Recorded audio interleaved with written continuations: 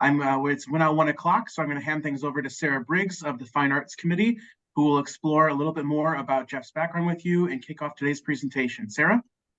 Well, thank you, Ian, and welcome everyone to today's class on architectural sculpture in Michigan with our presenter, Jeff Morrison. I'm Sarah Briggs, and I'm the coordinator, and I'm also a member of the Fine Arts Committee. Historian and photographer Jeff Morrison will take us on a virtual tour across Michigan today as we learn more about some of our state's most iconic buildings. While he spent most of his career as a graphic artist, Jeff has pursued his love of history and art through authoring 2 books, Guardians of Michigan, Architectural Sculpture of the Pleasant Peninsulas, and Guardians of Detroit, Architectural Sculpture in the Motor City. And both of these volumes have been named a Michigan Notable Book by the Library of Michigan. And by the way, Guardians of Detroit, is available here at the Herrick District Library. And as I understand it, Jeff is also working on yet another book about architectural sculpture in Ohio. So he's got a lot of work ahead of him for that. Jeff has a bachelor's degree from Eastern Michigan University, and he has agreed to take questions throughout his presentation. So if you will please put those into the chat, which you'll find the icon at the bottom of your screen. And then Ian will field those questions and forward them on to Jeff. And we will be pausing at various points during the presentation to take your questions. So at this point, I will turn it over to Jeff Morrison. All right. Thank you, Sarah. Thank you, Ian, too, for all your work. I'm Jeff Morrison. I'm the author and photographer of 2 books about architectural sculpture in Michigan. The first book you can see on the left side of your screen, Guardians of Detroit, Architectural Sculpture in the Motor City, was published by Wayne State University Press in 2019. It has 333 pages and about 750 pictures. As Sarah mentioned, it is a Michigan Notable Book, and it also won an award from the Historical Society of Michigan, a State History Award, and a Midwest Independent Publishers Association Award. And my newest book, Guardians of Michigan, Architectural Sculpture of the Pleasant Peninsulas, has 466 pages, 1,200 photographs, and it covers architectural sculpture in the rest of Michigan outside of Detroit. The Detroit book is just within the city limits of Detroit. The Michigan book is the rest of Michigan outside of Detroit. There's no overlap between the 2 books. So today's presentation will be divided into categories of buildings, such as churches, newspaper buildings, skyscrapers, that sort of thing. And the first few buildings in each category will kind of take a quick look at, and then the last building in each category will go a little more in depth. And I like to talk about the history of the building, the people that paid to have the building built sometimes, or maybe the architect, and mostly about the sculptors and the symbolism of the sculpture on the building, why it is there. So, and as Sarah mentioned, please feel free to ask questions at any time. So I like to start by asking, I know I can't see all of you, but I like to ask, who has seen this tiger? And usually when I'm in a room, just about everybody raises their hand. If you've been to a ball game at Comerica Park or seen one on TV, you've seen this tiger. But how many people have seen this guy? And I suppose the answer is not very many of them. Many of you, if you've seen him, he's very memorable. You'd probably remember seeing him. Well, if you've been to a ball game at Comerica Park and crossed Woodward Avenue near the Hockeytown Cafe to walk over to the ballpark, you've walked right past this guy. He's on St. John's Episcopal Church. And this building is at 2326 Woodward Avenue in Detroit. The architects are Albert H. Jordan and James Anderson, and the sculptor's Walter Schweikert. So the guy that we saw, you see that door on the right-hand side there, the second door to the right on the church. He's right above that at the corner of the window hood molding. And that's really, excuse me, really in a nutshell, a way of explaining what the Guardians of Michigan, Guardians of Detroit projects are all about, which is to find these interesting pieces of sculpture and that are easily overlooked, easily missed, and bring them out into the open for everyone to see and appreciate. It's kind of a neat building. as I said, it's right across Woodward Avenue from the Hockeytown Cafe. There's some sculpture on the side you can see here and on the front that faces Woodward Avenue, and most of the sculpture is on the other side of the building. But if you go to a baseball game at Comerica Park, go down early and take the time to walk around this building because it's very rewarding. It's kind of, especially on the front of the building, it's kind of like one of those hidden picture puzzles where you look and you don't see much at first, and then the more you look, the more you see.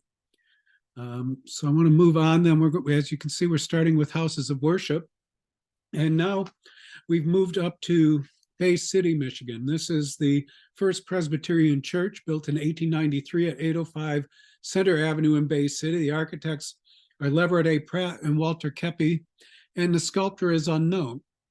And this is there's a building that kind of illustrates what I needed to do to make the Guardians of Detroit and Guardians of Michigan project happen, because I wanted to be as thorough as possible, especially when I'm doing the Michigan book. So I could do research, I can look online, I can find a lot of architectural sculpture on buildings online and in different books.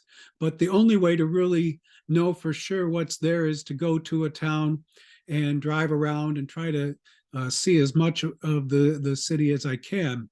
And in this case, in Bay City, I knew of the existence of a few buildings, and I happened to be at the Masonic Temple, which I knew about ahead of time, and looked down the street, and I saw this church, which I hadn't read about.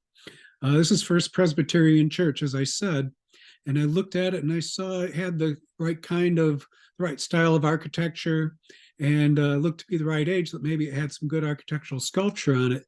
So I went closer, and you can see all this interesting architectural sculpture on the building.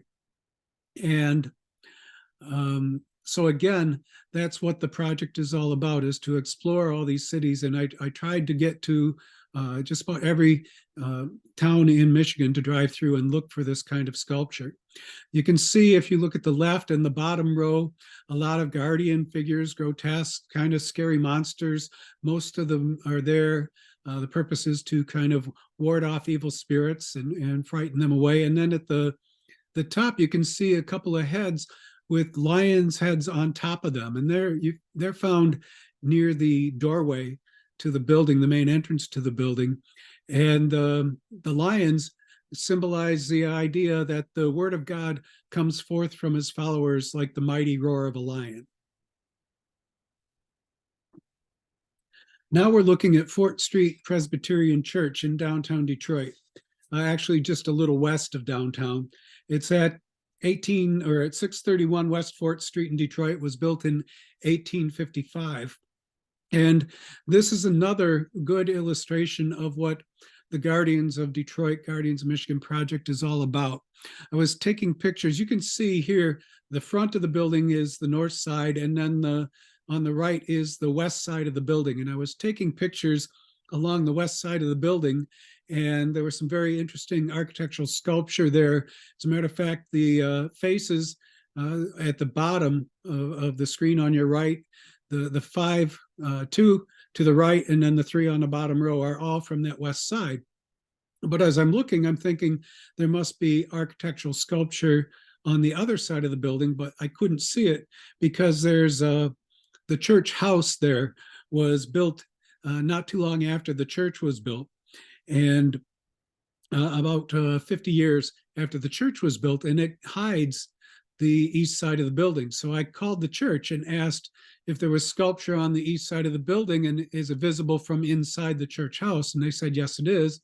And I was able to get permission to come in and take a look.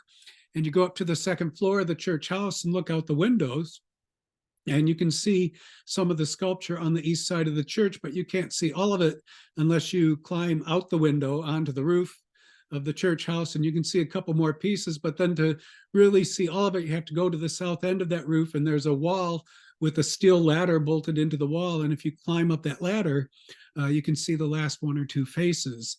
And a smart person would have done this maybe in the summertime, and I actually did it in February.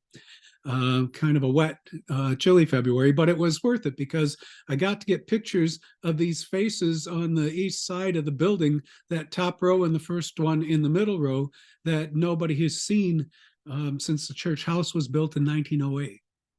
So again, that's part of what the project is all about, is to bring these overlooked and hidden and missed images out into the open for everyone to see and observe.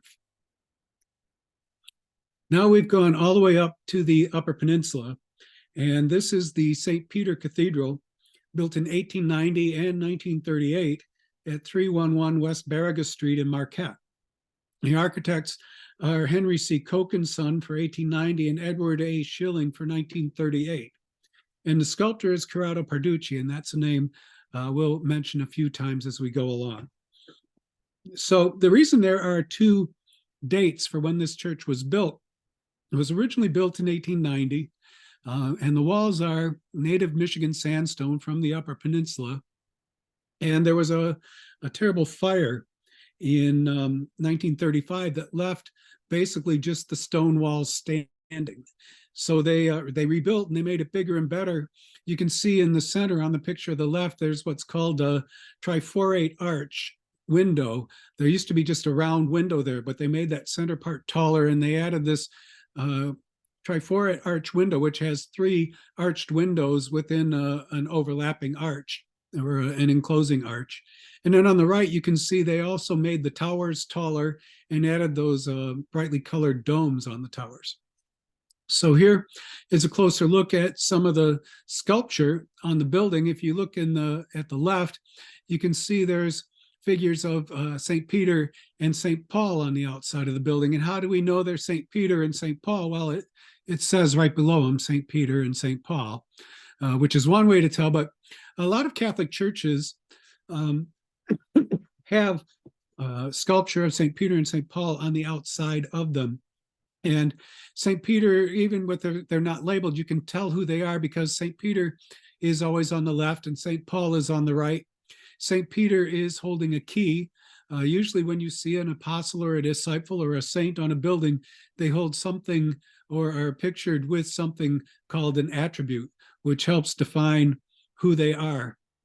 And then on the right, St. Paul is holding a sword. And then if you look on the right-hand side of the image, you see a closer look at one of the angels on the bell tower, and you can see that the wings were painted gold. And that was something that was done on sculpture on a lot of buildings during this time. There would be paint added to the sculpture to highlight it or accentuate it. Sometimes even the stone on a building would be gilded with gold leaf. We're still looking at houses of worship now, but this is obviously not a Christian church. This is the Pashima Kasi Sri Vishwanath Temple, built in 2015 at 1147 South Elms Road in Flint, Michigan. And it's built following traditional guidelines from ancient Hindu texts. And then all the sculpture on the building was, there's 126 different deities on that tower, which is called a gopuram. The tower is 65 feet tall, and there's niches on all four sides of the tower. And each one of those niches is filled with one or more deities. And this is a Shaivist temple, which means that the people at this temple worship the Hindu faith at this temple. It's a sect that worships Shiva as their primary god. And we look at this and think of this as a polytheistic religion with all the different deities on the building, but in their tradition, in their belief, they believe that all these deities are actually aspects or part of Shiva, sent to earth to perform a specific task or take care of a specific function. And now we're going to finish up with houses of worship by looking at Christ Church Cranbrook, built in 1929 at 470 Church Road in Bloomfield Hills. The architect is Oscar H. Murray, and the sculptors are Lee Lowry and Ulrich Ellerhausen. George Booth, a man named George Booth, married a woman named Ellen Scripps. Ellen Scripps was the daughter of the founder and publisher of the Detroit News, James Scripps. George Booth took over from James as publisher of the Detroit News when James retired. And then he also created a chain of newspapers across the Midwest and another chain of newspapers in Michigan. And he and Ellen were consequently two of the richest people in the Detroit area. And their goal was to give away all their money before they died to charitable causes, so they could see the effects that they had and they could direct how the money was spent and see the results of their donations. And so they founded Cranbrook Educational Community, the Cranbrook Institute of Art, the Cranbrook Institute of Science, and they also donated the land and paid to build this church. There is a lot of sculpture on the outside of the church, and as I mentioned, it was carved by Lee Lowry and Hugo Belling, or excuse me, Lee Lowry and Ulrich Ellerhausen. The man on the left is Lee Lowry. He was born with the name Hugo Belling in 1877 in Rixdorf, Prussia. Came to America in 1881 with his mother, who married a man named Charles Lowry. And Hugo wanted a more American sounding name, so he changed his name to Lee Lowry. And he worked continuously as a sculptor from the time he was 12 years old until his death in 1963. He was involved with over 300 commissions across the United States. His work is can be seen at 30 Rockefeller Plaza, and his masterpiece is probably his work on the Nebraska State Capitol in Lincoln, Nebraska. And then the man on the right is Ulrich Ellerhausen. Excuse me. He was born in Germany in 1879. He came to the US in 1894 and studied under Laredo Taft, who was one of the most popular sculptors, American sculptors of the early 20th century. Also studied with Gutzon Borglum, who created Mount Rushmore, and the Austrian-American sculptor and architectural sculptor Karl Bitter. So Lowry and Ellerhausen sculpted 18 figures on the outside of the church that were known as the Dawn Men. And they were called this because they brought the light of truth to the world. They were chosen by the church leadership to be put on the outside of the building. These figures are all from the north side, and they were chosen because they advanced religious beliefs and principles. So the man on the left is Phillips Brooks, a theologian who also wrote the hymn, O Little Town of Bethlehem. Abraham Lincoln. Below him is William Penn, founder of the Pennsylvania colony, and helped write the Constitution. And then next to those two, to the right, is John Wycliffe, who was the first translator of the Bible into English. And usually you can see he's holding a Bible in his left hand. Usually when you see a sculpture of him, he's holding his book, which represents the Bible he translated. And then next to him is Thomas Cranmer, a leader of the Protestant Revolution in England. And then on the south side of the church, you have something kind of unique for a church building, which is secular figures that were chosen because they advanced scientific knowledge in the face of persecution from religious or secular authorities. So there on the left, can anybody guess who that is? He's holding a propeller. That is Wilbur Wright, one of the Wright brothers. And then in the middle is Leonardo da Vinci, the ultimate Renaissance man. And just next to him is Galileo. Looking to the stars, you can see he's holding his model of the solar system in his right hand at the bottom of the picture, showing the Earth revolving around the sun. He was persecuted by the Inquisition for writing that the Earth revolved around the sun instead of the other way around. And then in his left hand, he's holding a telescope, which he didn't invent the telescope, but he used it to make some interesting discoveries about our solar system. And then on the right are 3 animal portraits from the bell tower representing Native American animals. And I include them just because I like them so much, especially that really angry looking rabbit up at the top right. And then that's an otter in the middle, and then a fish at the bottom. And I don't think I have any other buildings that have a portrait of a fish on them. So again, I just kind of like these characters from the building. Now we're going to look at newspaper buildings, specifically newspaper buildings designed by Albert Kahn. And they were all built for George Booth, in this case for James Scripps and George Booth, publisher of the Detroit News. This is the Detroit News building we're looking at here, built in 1917 at 615 West Lafayette Boulevard in Detroit. And the architect of this and the other newspaper buildings we're going to look at is Albert Kahn. And the sculptors for this building, the work is attributed to Alessio Ricci and John Donnelly. And this was one of this was the first built for purpose newspaper building in the country. And it was designed especially to publish the Detroit News. And here's a closer look at some of the sculpture on the building. You can see on the left, this is a cartouche. These are found, there's two at every corner. They're all the same. The owl at the top represents wisdom. And then the eagle on the shield is holding the Constitution in his hand, representing freedom of the press. And then in the middle, you can see what are known as printer's marks from the spandrels, the spaces between the windows on the building. And these were, when the printing press was developed and introduced to Europe by Johannes Gutenberg, who we see on the right, you couldn't just decide, hey, I want to print and distribute books and published material. You needed to have permission from the ruling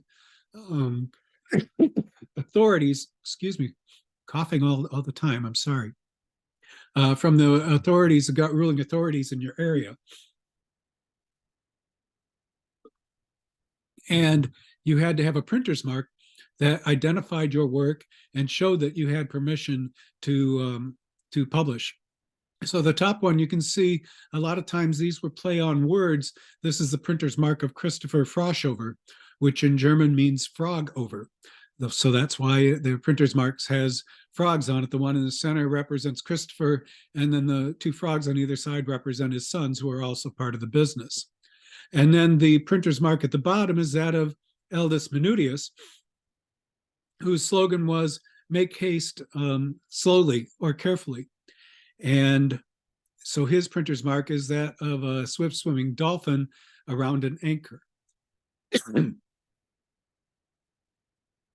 Now, we've gone on to Jackson, Michigan. This is the home, the original home of the Jackson Citizen Patriot. It's at 214 South Jackson Street in Jackson, built in 1927. And the sculptor on the building is Corrado Parducci. So, and it is now, it has been converted to apartments. And the reason it's called the Citizen Patriot is that when Booth went into a city, expanded his chain of newspapers into a city, what he would do is buy the most successful newspaper in the city. And if there were two competing successful newspapers, he'd buy them both and merge them and put the other newspapers out of business if there happened to be more, because he believed that having multiple newspapers in a city just made the people upset and angry and led to disputes. And as long as someone like him, who could be counted on to be fair and impartial, was in charge, what could go wrong? But as we can see, there's some sculpture at the upper corners of the building and in the center. Here's a closer look at the emblem in the center of the building, the state seal of Michigan, and in the center, and then some grotesque faces around the side to ward off evil spirits again, and then owls on either side representing wisdom.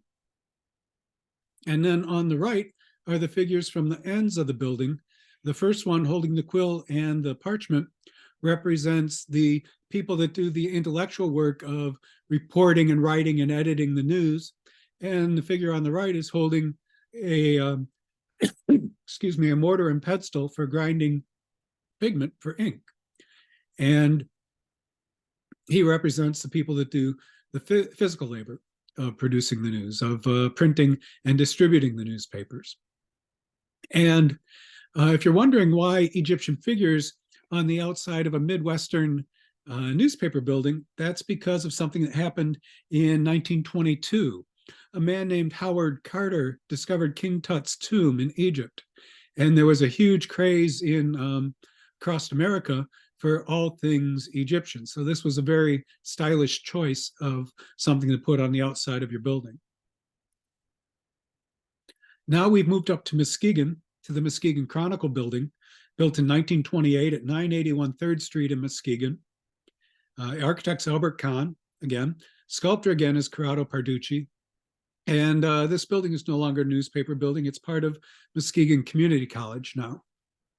And we've been going in chronological order, so you can see Kahn's style evolving and becoming more modern as we move forward in time. It still has kind of a Romanesque feel of a Italian Renaissance building, but more modern looking, with the pillars not being independent parts, but like being integral parts of the walls. And then you can see the spaces between the windows, the spandrels. There's these more printer's marks. These are from the Northern Italian Renaissance. A little more detailed, a little more interesting than the ones we looked at before. And they also, this illustrates one of the challenges of doing research for a book like this. I have several online and printed sources for finding printer's marks and who they belong to.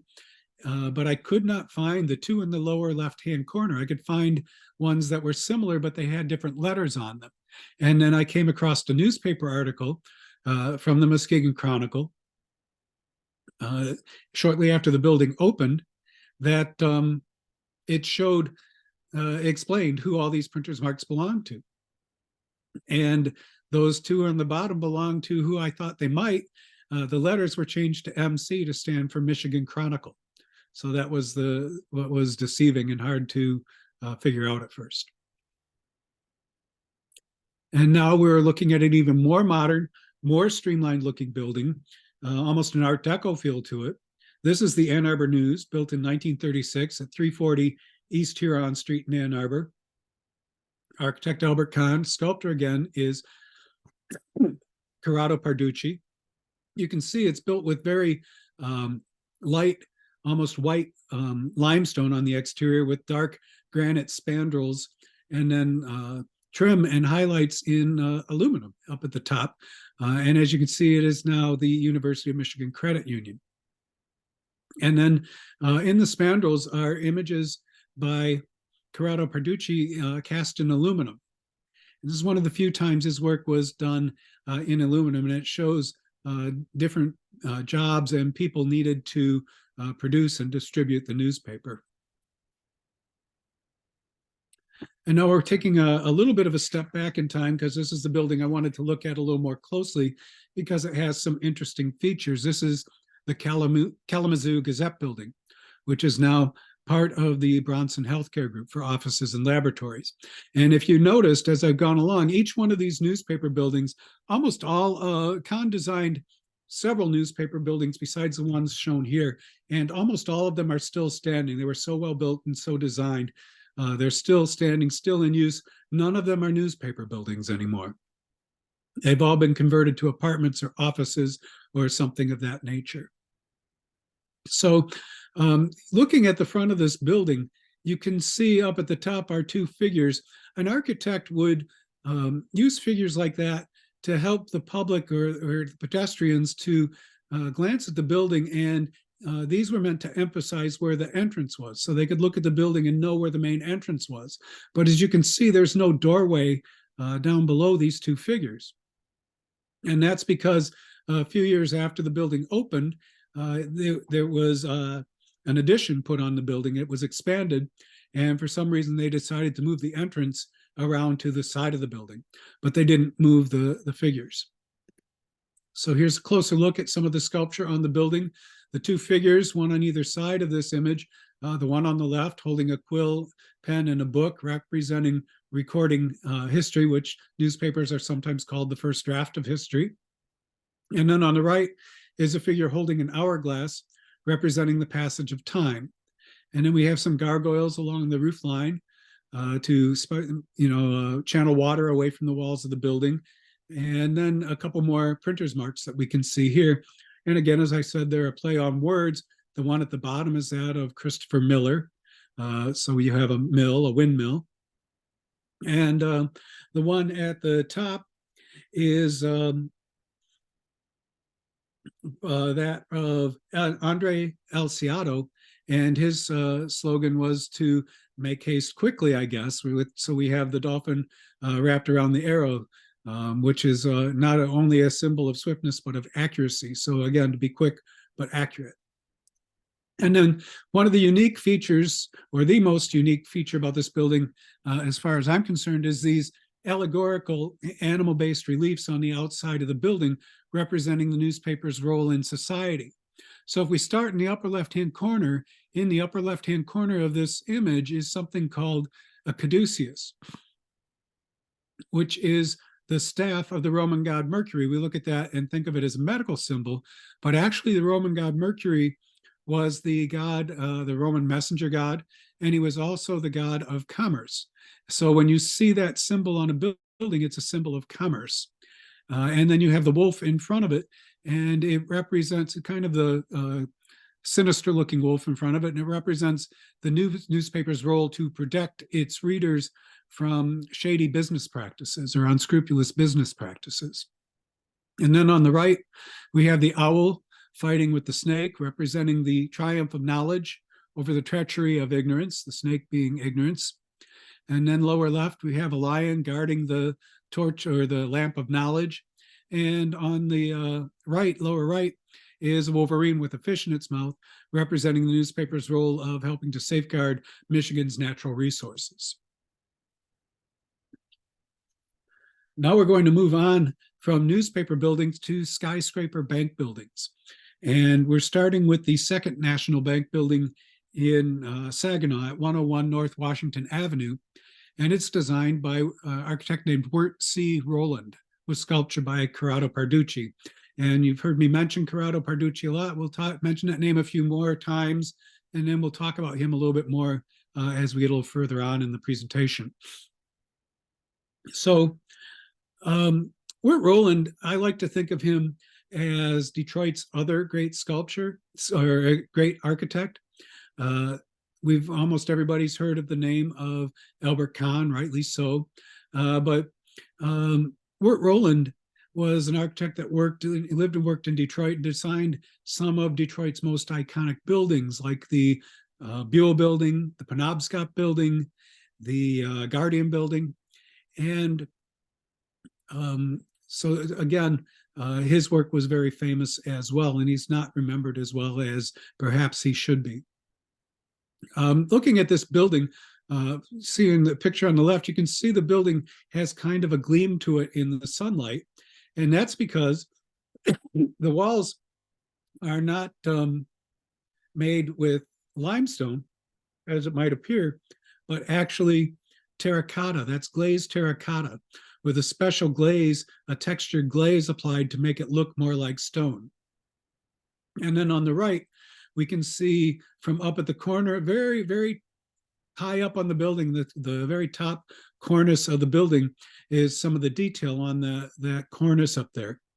And people sometimes ask, why is there so much detail so high up where it's hard to see without binoculars or a telephoto lens, which is what I used? And the answer is because this was a very transitional time for architecture in America. Most of the architects were trained or had studied European models of architecture. And so this was, it would be very traditional to have sculpture on the lower levels of the building, around the doorways and windows, and then also up at the top along the cornice. But when your buildings based on the European style, the buildings at that time, before they could go taller with new building techniques, were 2, 3, 4, 5 stories tall at the most, unless you're talking about a cathedral. So the sculpture could be put on at the rooftop and everybody could still see it from the street level. And then new materials and steel frames and new techniques allowed for much taller buildings, but they were still designing based on these earlier styles of architecture. So here's a closer look at some of the other sculpture on the building. You can see on the left, there's portraits of ancient kings representing the wealth and power of ancient kingdoms. Have a couple of griffins. Griffins are guardians of treasure, so it's a natural thing to put on a bank. We have a couple of fish with the shield, the state shield of Michigan, with the word "Tubor," meaning "I will defend." Again, defending and protecting Michigan's natural resources. And then you can see the caduceus on the forehead of that figure at the bottom, holding the coins, representing commerce. And then a griffin type figure from the archway over the building. Now we're moving on to the Guardian Building in downtown Detroit, another building, as I mentioned, designed by Wirt C. Rowland. And the sculpture, again, is by Corrado Parducci. Built in 1929 at 500 Griswold Street in Detroit. And I'd like to point out a couple of things about this building. First of all, when Wirt Rowland designed it, he conceived of it as a cathedral of finance, where one of the traditions when building a cathedral was to bring many different craftsmen together to adorn and decorate the building. And you can see on the outside, just on the parts we see here, we have sculpture, and then we also have that half-dome designed, adorned with Pewabic pottery tile mosaic there above the entrance. And another thing that more subtly emphasizes this as a cathedral of finance is the style of architecture is kind of based on some Aztec and Mayan forms with stepped arches and geometric images. And also the protective figures, the guardian figures on either side of the entrance are kind of based in Mayan or Aztec models. But you can see the figure on the left holding the key and the figure on the right holding the sword, reminiscent of St. Peter and Paul on the cathedral that we looked at earlier in Marquette. So it's they're obviously not representing the saints, but they kind of are an echo or a reminder of that. So emphasizing this idea that it's a cathedral of finance. And as I mentioned, the sculpture on the building is by Corrado Parducci. There's a closer look at one of those figures on the left, and then on the right is a picture of Corrado Parducci with portraits that he made of his three sons. Parducci was an extremely hardworking and prolific sculptor. And he was born in the small Italian town of Buti, a little bit north of Pisa, in 1900. And he came to New York City with his father in 1904. And his artistic talent was recognized when he was still quite young. A woman named Gertrude Vanderbilt Whitney, who was an artist in her own right and also a philanthropist and founder of the Whitney Museum in New York. She had, one of the things she did was she had a program to discover young artists with talent in the city's schools and to provide them with additional artistic training. And Corrado Parducci was one of the young men who got to take advantage of this. And he went to some of the art schools, best art schools in New York. He was an apprentice of Ulysses Ritchie. And he worked for a firm in New York that Albert Kahn contracted with a lot of times. And as a matter of fact, he did so much work and Kahn recognized his talent, and he would specify that Parducci work on his buildings. And in 1924, Kahn brought Parducci to Detroit to supervise some sculptural work. See, the way the sculptors would work was they would create a model out of clay during this era. And then it would be cast in plaster, a full-size model cast in plaster, and then taken to the stone yard or the building on which it was going to be placed. And men that specialized in carving stone would do the actual carving of the sculpture into the stone on the building. And this was happening at First State Bank in Detroit. And Kahn brought Parducci to Detroit in the winter of 1924-1925 to supervise that work.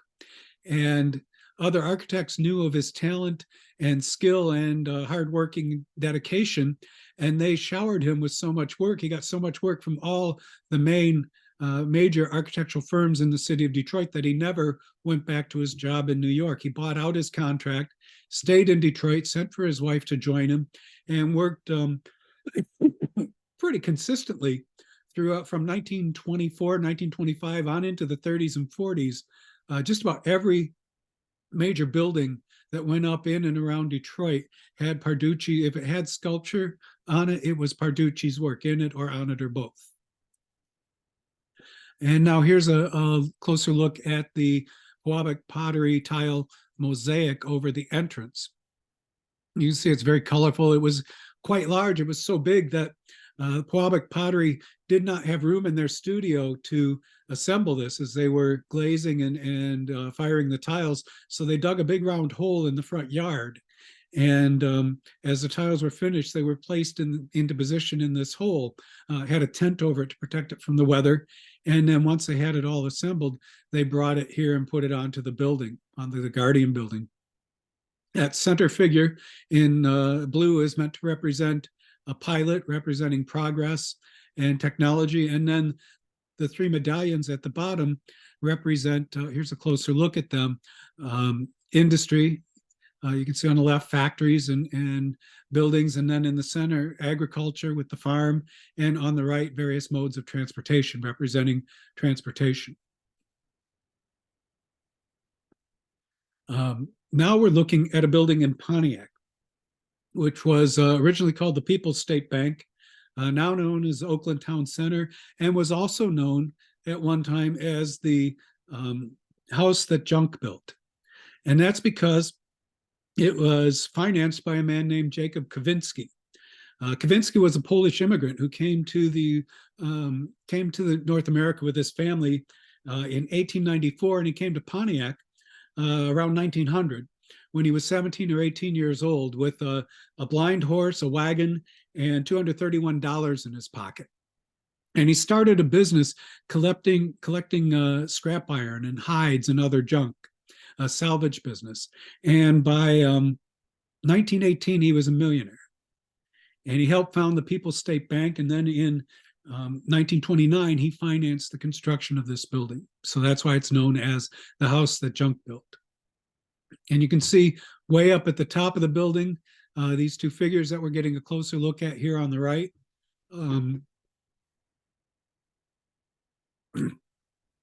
Glazed terracotta, once again. They're kind of interesting figures because they seem to be a conglomeration of Native American, North American, South American, Mesoamerican, and even Egyptian costuming on the figures. And then on the right is a figure from just over the door, a portrait of Chief Pontiac. And now we're looking at the Old Merchants Tower in Battle Creek, built in 1931 at 25 West Michigan Avenue. And the architect is the Weary and Alford Company, and the sculptor is unknown. This was the first building in Michigan, the first bank in the world to feature something called an automatic stair climber. And what that is an escalator. And Weary and Alford pioneered a concept for these skyscraper bank buildings. Typically, when they were first being built, the banking floor would be on the main floor. But then they also, they were built as an office building with more space than the bank could use, and they rented out the top floors that they didn't use as office space for other professionals, and the ground floor, the other ground floor space that they didn't use, would be rented out for retail operations, stores of various kinds. And Weary and Alford realized, well, if we put the banking floor on the second floor, then we can rent out the entire ground floor and make even more money for the owners of the building. So they did that, and then they put the escalator in, the automatic stair climber, to make it easier for people to get up to the second floor. Here's a closer look at some of the sculpture on the building. You can see It's kind of a unique style of sculpture, and this is something that is kind of unique to, or how a type of sculpture that Weary and Alfred used on the buildings, where you can see a lot of incised work where lines are carved into the stone, and then combined with bas-relief work where figures and faces and images come forward out of the stone. So it's kind of a unique combination of those two styles of sculpture that would be used on Weary and Alfred buildings a lot of times. And we're going to finish up by looking at the City National Bank building in Lansing. Built in 1932 at 101 North Washington Square in Lansing. The architects are Lee and Kenneth Black, and the sculptor, whose picture is on the right, is Ulysses Ritchie, who I mentioned before. Ulysses Ritchie was born in 1888 to Italian immigrant parents living in New York City. And he was a sculptor his entire life. As a matter of fact, he believed he came from a long line of Italian sculptors and potters dating back hundreds of years. He remembered holding clay in his hands and modeling things when he was 6 years old. And when he was 11, he was accepted to study at the Drexel Institute based on samples that he sent to the Institute. But then when he got there, they said, "Kid, you're 11 years old. You're not old enough to come to our school." And they sent him back home to New York City, where he studied with his uncle Alessio Ritchie, who we mentioned in connection with the Detroit News building, who did the sculpture on that building. So his uncle was a sculptor, he was a sculptor, and then he also, Corrado Parducci, was one of his apprentices. So you can see how through the generations, there's a connection from all these different sculptors. This building has a kind of a medieval program of sculpture on it, which in the medieval tradition, in which the sculpture would represent the function of the building, the people that occupy the building, and also help represent the city in which the building was located. So starting in the upper left-hand corner, we see images based on United States coins from that era, with the Liberty on the left and the Mercury from the dime on the right, and the eagle found on a lot of coins in the center. And then the upper offices, many of the clients were medical and dental companies. So you can see this corbel from one of the windows representing a dentist, where the man's holding the pair of pliers. And then in the tradition of that time, you'd have an opposite. So on the other side of the window, the corbel has one of the dentist patients, a man with a swollen cheek and a bandage wrapped around his head.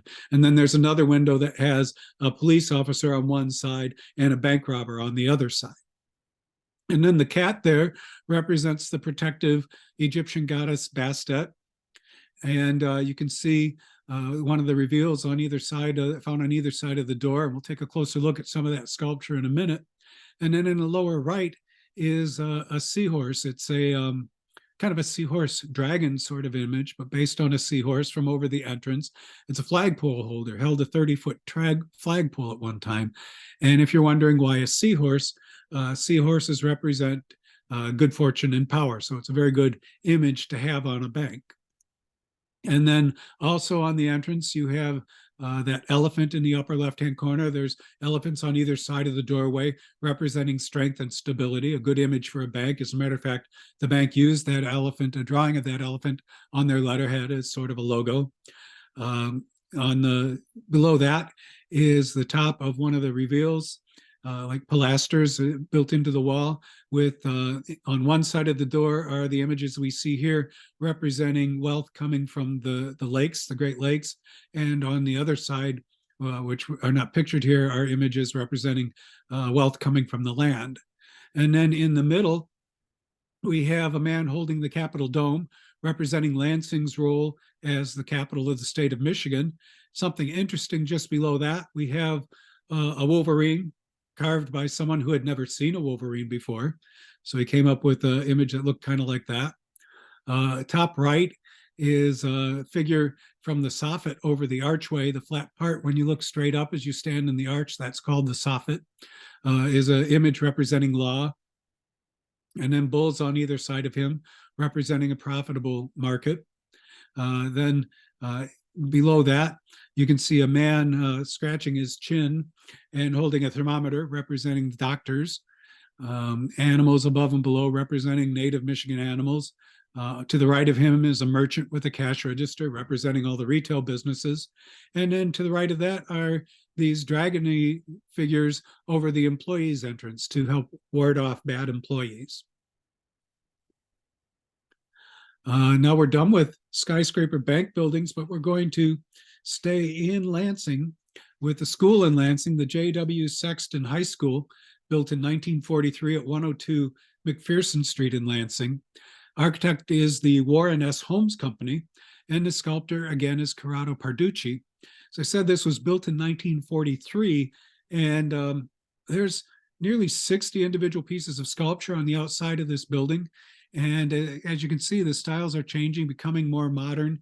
And this represents one of the last of Corrado Parducci's really elaborate programs of sculpture for the outside of a building, as styles were changing and buildings no longer called for architectural sculpture. Here's a closer look. The figures, the reliefs on the left, the four reliefs on the left, the two at the top representing athletic pursuits of the students, and the two at the bottom representing academic pursuits are found near the entrance. And then that nice piece on the right of students performing is found on the outside of the auditorium. Now we've gone to the Upper Peninsula of Michigan, to the far western end, almost to Wisconsin. This is the Wakefield High School Gymnasium, built in 1932 at 715 Putnam Street in Wakefield. Architects again are Warren S. Holmes Company, with a man named N.A. Nelson, who also, N.A. Nelson was a architect that lived in Wisconsin and designed, did a lot of work in the Upper Peninsula of Michigan, and worked with the Warren S. Holmes Company, which specialized in schools, designing schools for the Upper Peninsula. And you can see at the entrance, this really nice triptych featuring the activities that go on inside the gymnasium. And it's kind of a unique style of sculpture. It's not very representational at all. It's very flat and almost geometric shapes used to build up the shapes of the figures. And you see this style of sculpture on several schools across the Upper Peninsula. And I could not find the name of the sculptor that created this. And I don't really know, is it, did they use the same sculptor all the time? Or were these drawn by the architects, or maybe by N.A. Nelson, and then carved by various stone carvers from the drawings? We don't really know. But here's a closer look at some sculpture from some other schools across the Upper Peninsula, and you can see the similarity in this style. The four images on the left are from a school in Ontonagon. Image at the top right is from Ishpeming, and the two at the bottom right are from Negaunee. And so you, especially with the one of those images at the bottom right and the image in the upper left-hand corner, a lot of similarity in style and design of these images. And now we are looking at the Olin Memorial Health Center at Michigan State University.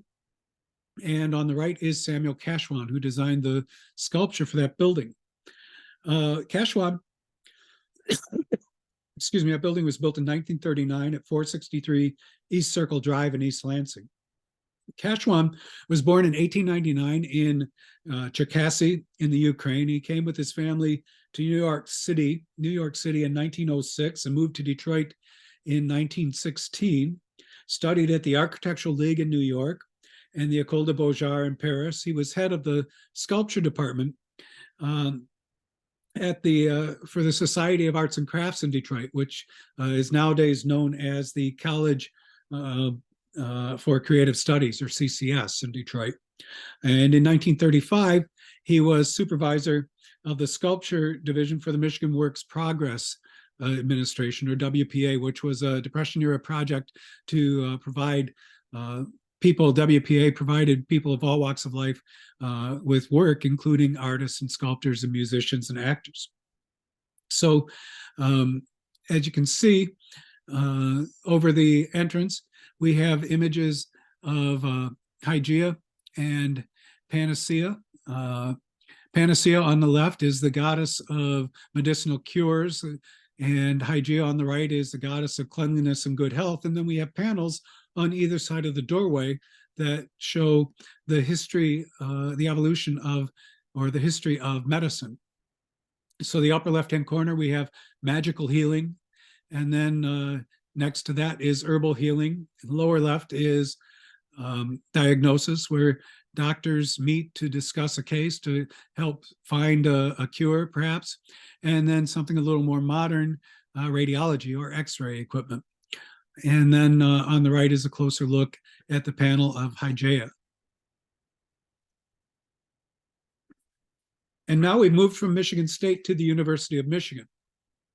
And this is the William W. Cook Law Quadrangle at the University of Michigan, built from 1923 to 1933 at 625 South State Street. The architects are York and Sawyer. The sculptors are Ulysses Ritchie and Angelo Zari, his partner at the time. So remember, we mentioned Ulysses Ritchie earlier. So this is a massive complex of 4 interconnected buildings. The Lawyers Club, which is actually 3 buildings in itself, the Lawyers Club proper, its dining hall on one side, and the Lawyers Club dormitory on the other side. And then there is the John P. Cook dormitory, the William P. Cook Legal Research Building or Law Library, and then Hutchins Hall, which is classrooms and offices. And these are all built in a square shape around an open area, making it a quadrangle. On the left, we are looking at the tower of the law library. You can see these buildings were built in a style called collegiate Gothic, which is a lot of European schools were built in this style. And the idea was to give these buildings an instant air of tradition and credibility by mimicking these traditional styles from great European universities. And then on the right, we see the center tower of the Law Club dormitory with its archway leading from South University, from the quadrangle out to South University Street.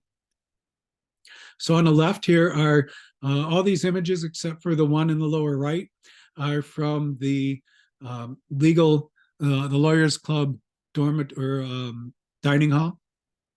The ones on the right are from the towers of the dining hall, and you can see very Gothic, almost church-like feel to a lot of these images. And then all of these images are from the John P. Cook dormitory. And you can see they show a wide range of emotions and feelings, kind of showing what you might experience as a law student at the University of Michigan, ending up in the lower right corner with the tired but satisfied graduate. And then these figures are from the East End. There's 3 tunnels through the Lawyers Club dormitory, and they all have these ribbed Romanesque arches. And at the end of the ribs are these corbels. And in this case, they represent the 4 seasons. They use a sporting theme to represent the seasons. You can see in the upper left corner, the baseball player representing spring, tennis player representing summer, football player representing fall. And then they also used, there's 16 or 12 corbels inside this archway. So there's another 4 representing the seasons of the year. You can see in the center at the top, a man harvesting grapes representing the autumn. And then there's also figures or corbels representing the people it took to build the building. So in the upper right-hand corner, you have a surveyor. Below the man with the grapes is a draftsman. And then on the right-hand side is an architect. And then the central arch has these, on the left-hand side, these portraits of the first 6 presidents of the University of Michigan. And on the right is from the West End, the entrance through the West End, different figures representing different branches of the law. You have the upper left is a navigator representing maritime law, then an engineer representing patent law, a soldier representing military law, and a doctor representing medical law. And now we're moving on from educational buildings to county courthouses. And this is the Lenawee County Courthouse in Adrian, 309 North Main Street, built in 1885. Architects Edward O. Fallis, and the sculptor is unknown. It's a very traditional type of county courthouse where you have a large blocky building set in the middle of a landscaped city block that is the grounds of the building. Typically, as in this, or often as in this case, that land to build the courthouse would have been donated by a wealthy landowner, because he also owned the land around the courthouse, and that would make his land more valuable. Here we can see some of the sculpture on the building. We have Chief Tecumseh. It's a very nice red terracotta sculpture. Have Chief Tecumseh on the left representing the town, city of Tecumseh, the first city in Lenawee County. You have Ceres up there in the right, the goddess of the harvest. This is a very important agricultural area. And in the lower right corner, you can see above one of the entrance, again, the idea of opposites, the tools of peace and the tools of war over the entrance. And now we're looking at a completely different type of county courthouse, much more modern. This is the Macomb County building, built in 1933 at 10 North Main Street in Mount Clemens. The architect is George J. Haas. The sculptor is a man named Louis Seeloff. It's sometimes called the Mount Rushmore of Mount Clemens because of the 13.5-foot heads up at the top of the building. You can see a closer look at one of those heads, an officer from the War of 1812. Alexander Macomb was a hero of the War of 1812, the namesake of Macomb County, and this can be considered a representation of him and his role. Other figures at the top are based on, they're all military images, a soldier, a sailor, a Marine, and as we can see here, a Native American warrior. And then on the right are a couple of really nice relief sculptures from the entrance, picture of Justice on one side and a scribe on the other side, recording records representing reasons why people might have to come to the courthouse. And now we have another completely different style of county courthouse. This is the Midland County Courthouse, built in 1926 at 301 West Main Street in Midland. And the architect is a man named Bloodgood Tuttle. And the murals on the outside of the building are by Paul Honore. So in 1907, voters approved the idea of building a new county courthouse, but they didn't provide any funding for it. And they couldn't get voters to agree to provide funding, or at least enough funding to build a courthouse. And then finally, in 1919, the Dow Chemical Company founder, Herbert Dow, offered to help pay for the county courthouse if he was allowed to have control over the design and construction of the building. So he chose Bloodgood Tuttle to design a county courthouse, and he ended up designing something that looks more like an English country manor than a Midwest county courthouse that we see here. This is from over the entrance, a cartouche with the seal of the County of Midland. You can see in the upper left is a tree representing the lumber business, cornucopia representing agriculture, and then in the middle is a well for extracting chemicals from the ground. A lot of chemicals in the ground that we're able to take out and use as the foundation of the Dow Chemical Company. And then here are these murals from the outside of the building. These are created, there was a specially created material called magnesite stucco that was created at Dow Labs just for this building. And the artist, Paul Honore, the stucco was a clear material, and he added crushed up beads of glass to the material to create the colors, the different colors that we see here. And what that means is the color is locked into the glass, so that color will never fade. So these beautifully colored murals are still as bright as they were when they were first put on the building 97 years ago. And they're applied using a palette knife. So they have a raised, almost sculptural or structural feel to them. And we're going to finish up now by looking at 3 buildings that don't belong to any of the categories that we talked about already, but they just happen to be buildings I like for one reason or another, and I want to take a closer look at. And we're starting with the Maccabees building, built in 1927 at 5057 Woodward Avenue in Detroit. The architect's Albert Kahn. The sculptor is Corrado Parducci. And the Maccabees, this was the age when this building was built, the late 1800s, early 1900s, built in 1927, on into the 30s, when almost everyone belonged to one or more fraternal societies, the Masons, the Elks, the Moose, all these different lodges. And among one of these was the Maccabees. And they were a fraternal organization and mutual aid society. And their traditions and rituals were based on the story of Judah Maccabee, who was a Judean general who led a revolt against the Seleucid Empire.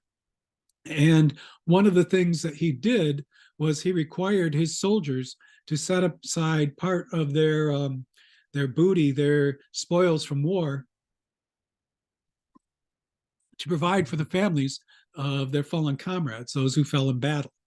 So the imagery on the building is very militaristic in a lot of senses. You can see the archway over the doorway. There's a closer look, and it's filled with cavalry soldiers. And then you have medallions on either side of the arch. Again, there's a closer look in the upper right-hand corner of a soldier in armor, and then more men in armor over the doorway. And then on either side of the doorway, you can see these figures. Here's a closer look at them.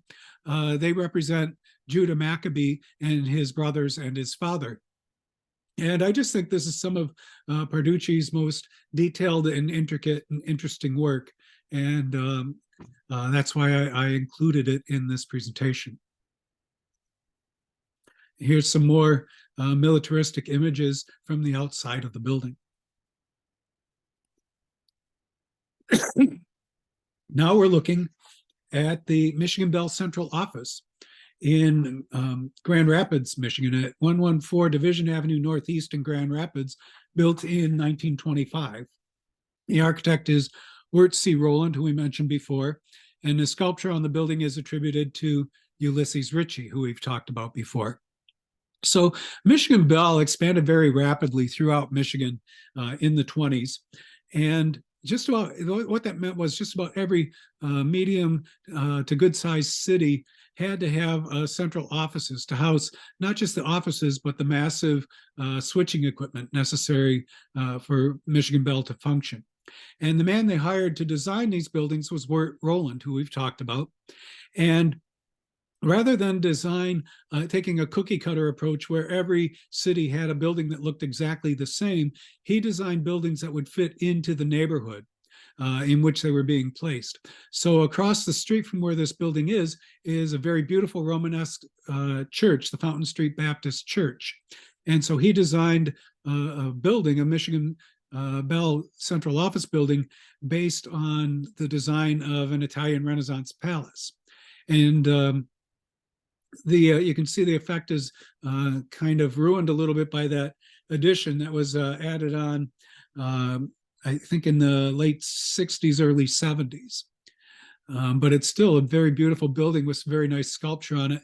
And one of the things I especially like on the building is the sculpture on the right-hand side of this image, which reminds me of the book Where the Wild Things Are by Maurice Sendak. And I wonder if maybe they both didn't refer to the same historical reference when they were creating their images. This building is also home to a pretty gruesome ghost story that we don't have time to talk about now, but if you want to find out more, it's on page 171 of the Guardians of Michigan book. And we're going to finish up by looking at the Ford Engineering Laboratory in Dearborn at 21500 Oakwood Boulevard. in Dearborn, built in 1924. The architect is Albert Kahn, and the sculptor again is Ulysses Ritchie. Ford Motor Company was established in 1903 on the basis of an automobiles developed by Henry Ford working in his garage with one or two assistants. And by 1923, when ground was broken for this building, the Ford Motor Company had 100,000 employees, and this building was going to house 1,800 of them. So you can see how rapidly the Ford Motor Company and the automotive industry expanded over the years, how quickly. This has some very beautiful high relief sculpture on the outside of the building, very high relief, as I said, attributed to Ulysses Ritchie. The image on the left is from the north side of the building. You can see a woman holding a caduceus in her right hand and a cornucopia, a man holding a globe, a winged globe, and they have an owl standing behind them, and they're all sitting on a Model T Ford with the word commerce below them. They all represent commerce. And then the images on the right are sitting on a Fordson tractor representing agriculture. They're on the south side of the building. And then you also have images representing aviation. Ford made a lot of aircraft and aviation engines, also ship engines. You can see a man representing a ship, holding a ship, representing commerce across the sea and shipbuilding. Here on this page, lower left-hand corner, we have a man representing wireless communications. In the middle of those three images is a man representing pharmaceuticals. And then the man at the right of those three images is holding a truck representing truck transportation and commerce. And then at the top left is a couple of figures, one holding a Model T, the other holding a tractor.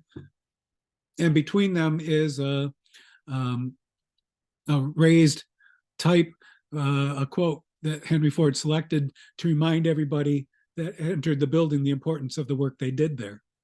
And then on the right-hand side of the page is a close look from a different angle of the figure from the upper left corner of the page, just showing what high relief all these images are carved in, how they're almost totally released from the background stone of the building. So that concludes the presentation. If you want to find out more about Guardians of Detroit or Guardians of Michigan, or if you want to purchase the books, you can go to guardiansofmichigan.com. Or if you have any questions that we don't cover today, you can contact me by email at guardiansofmichigan@gmail.com. So, Ian, do we have any questions? Yes, thank you, Jeff. Couple that we've received already. I'll start with one briefly. Could you talk a bit more about your photography and how you captured the images that you shared with us today, especially the ones at the tops of the taller buildings? You mentioned getting special access to one of the churches, but do you have any more stories you can share with us about your photography? Sure. All my images, well, unless I'm standing on a roof in the middle of the winter, all my images are captured with Canon 5D Mark III camera, 23 megapixel camera, so fairly high resolution. And then I use a 600 millimeter zoom lens, and it's almost all handheld, standing on the ground, taking images of these buildings. And people sometimes wonder how I avoid the parallax effect of looking up at the buildings and getting that extreme perspective. And the answer to that is the further you stand away from the building, the less that effect there is. And then also Photoshop is a good friend for helping correct that as well. Thank you. I was also curious, you had a picture. I missed the particular building before it flew across the screen, but there was a recent one toward the end of your presentation with colored sculpture, looking like it had been painted. I can't remember exactly what it was, but it was a purple shield and a yellow shield. Do you find that pieces are painted often like that, or is there? You didn't seem like there were many of them. That was a very popular tradition in the Northern Italian Renaissance, and that was a building that was based on a Northern Italian Renaissance design of like a palace from that era. I think I mentioned earlier on too with the cathedral in Marquette, there was a angel with the wings painted gold, and that was something that was not, I would say it was common, but it wasn't uncommon to gild the stone or paint the stone to bring it out more in some ways. The Fisher Building is a building that has a lot of sculpture on the outside of the building that at one time was gilded. Now it's mostly the gilding has fallen off or tarnished and just looks kind of dark and gray. Well, I have one more that we received so far, and I'll encourage anyone else if they want to share those in the chat or come off mute themselves. But the next question here, Jeff, is commissioning. You mentioned Paraducci a number of times, and I know he was brought over by the Vanderbilts, but how does one get commissioned to do anything from a bank building to a high school? I was surprised that a high school would have the kind of money to hire an architect of that caliber. You know, it was mostly up to the public. There was a lot of pride in these cities, and they would try to, in a lot of cases, outdo each other. A lot, especially with like the bank buildings, you had different men wanted, you know, the men financing these buildings wanted to show off and build something really beautiful and exceptional. Architects, there is a water treatment plant, I think it's in Saginaw, that it has a very collegiate Gothic style of architecture to it. It's featured in the Guardians of Michigan book. And the architect's philosophy was that, yeah, it's a public building, but it does, you know, the exterior adornment is a very small part of the overall cost of the building, and the public deserves to have nice buildings to look at. So we should be investing this type of thing in this type of thing on these buildings. So some of it was pride. A lot of it was just pride, and a lot of it was before you would get these, you know, politicians wanting to be fiscally responsible and saying, why are we spending money on us, you know, making the building pretty? It should just be functional. Thank you. I'm just looking for anyone who might have a question. Sarah, you've unmuted yourself. Do you want to share another one? Oh, I just have a comment for Jeff. You were talking about the Michigan Bell building in Grand Rapids, I think, and how Bell designed the buildings to be appropriate for the respective city and its heritage. And our Michigan Bell building here in Holland does that as well. It has a Flemish style, basically, with the, you know, with the gable and some beautiful tile work in it, but very much that Northern European Renaissance revival style. So yeah, it's a nice building. Yeah, it's lovely. So anyway, another example of what you were talking about. Thanks, Sarah. I have a question I received from Andre Kno, and Andre, maybe you can elaborate a little bit more too, but she's wondering, Jeff, if your books include any examples of contemporary sculpture, and I'll let you define what contemporary is in your own words. I think very little, because as I said, you know, as times changed, there was less call for it. One of the kinds of buildings that you see sculpture on now is sports arenas. If you can define contemporary as the 1940s, there's you know, some Marshall Frederick sculpture on the outside of the Rackham Educational Memorial Building in Detroit, just south of the Detroit Institute of Arts. And then there's also some very nice relief sculpture done, I think, in the late 20th century, maybe in 70s or 80s, on the outside of Grand Rapids Community College Auditorium or Fieldhouse building. There's a very nice long relief sculpture of the represents the history of Grand Rapids, the story of Grand Rapids. So you do see some sculpture like that on especially educational buildings seem to be one that leans that way, but not so much on the newer buildings.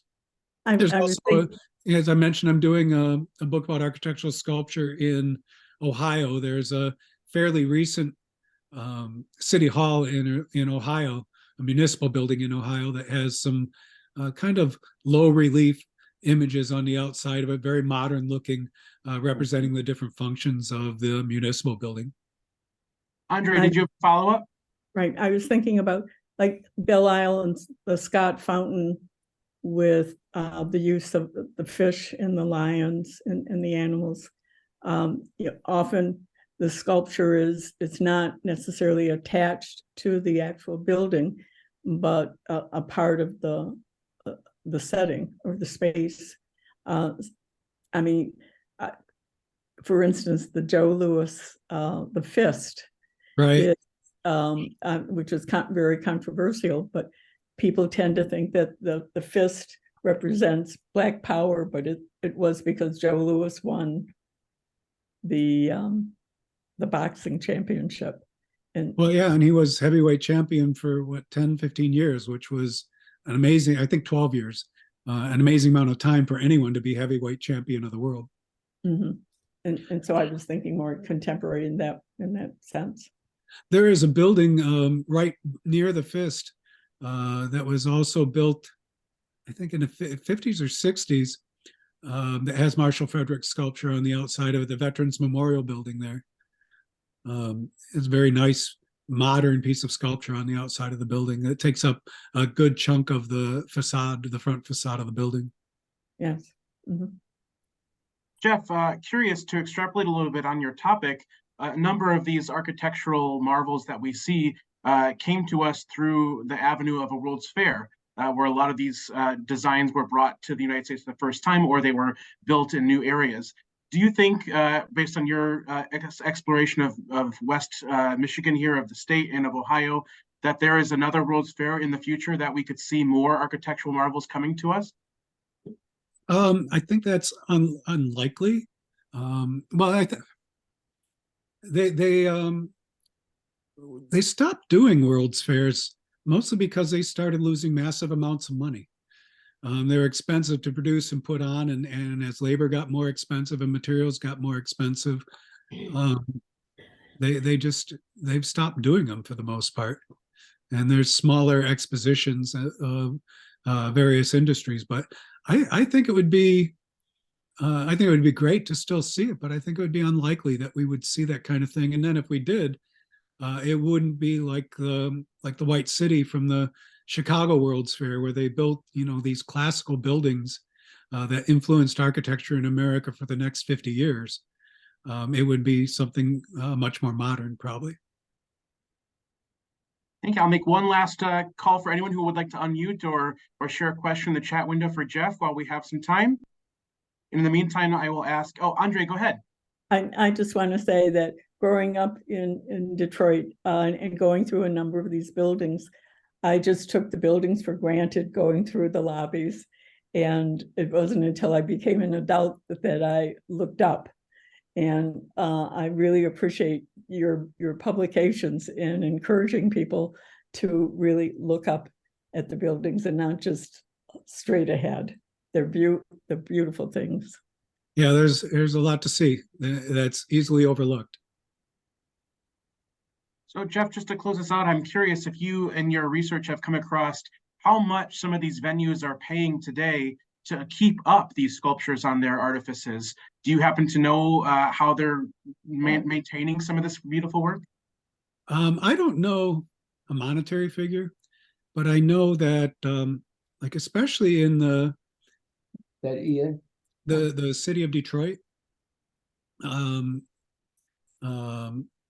guy that owns Rocket Mortgage, Dan Gilbert, he's bought over 100 buildings in downtown Detroit, and he's torn down some to make a couple to make way for some projects, but the majority of them he has cleaned and restored the outside of the building. Most recently, the book building and the book tower, which just opened this past summer as residential and office building with some retail on the ground floor. Or the Detroit Free Press building is another example. The Foundation Hotel, which used to be the old fire hall in downtown Detroit, the fire headquarters.